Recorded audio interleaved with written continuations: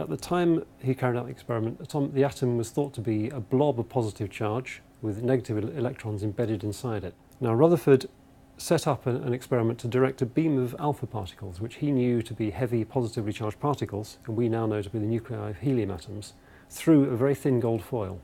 The brass can in the centre of the picture contains a small americium-241 source producing alpha particles. Most of the particles are absorbed in the brass. There is a small opening producing a beam of alpha particles. They pass through a gold foil, which is about 1.5 microns in thickness, and they are then detected by one of the two detectors set up behind the foil. One of the detectors counts particles going straight ahead, which is the majority, and we count a rate of between 1 and 2,000 per second. The second counter we can move to measure the scattering rate as a function of angle. Now, the experiment that he and his colleagues carried out was very laborious. It involved them sitting for hours in a dark room, holding a tiny fluorescent screen and looking just by eye for flashes of light on the screen. We've replicated that with modern detector technology.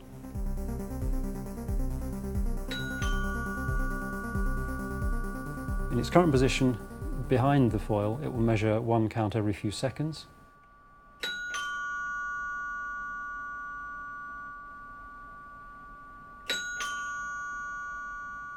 As Rutherford deduced, most of the gold atom is empty space, so the alpha particle just goes straight through, doesn't see anything, and goes through in a straight line.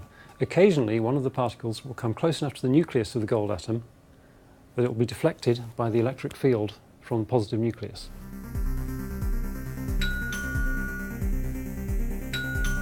If it comes at a glancing blow, it will be deflected through a small angle. If it hits it head on, it will just bounce straight back.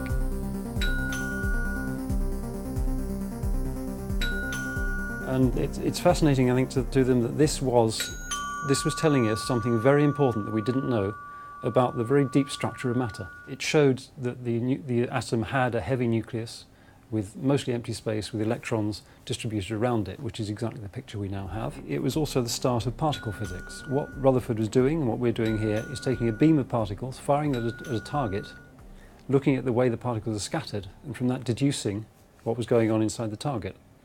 And 100 years ahead, we now have the Large Hadron Collider, where we do the same thing. We fire a beam of particles at a target. In that case, the target is another beam coming the other way. We look for the particles being scattered out of that collision process and try to deduce what was going on in the collision from the behaviour of the scattered particles. And all that comes from Rutherford's original idea of firing a beam at a target. So in a century, we've come from an apparatus that would fit on the desk, that was at the cutting edge of physics, to the Large Hadron Collider, which is 27 kilometres in circumference.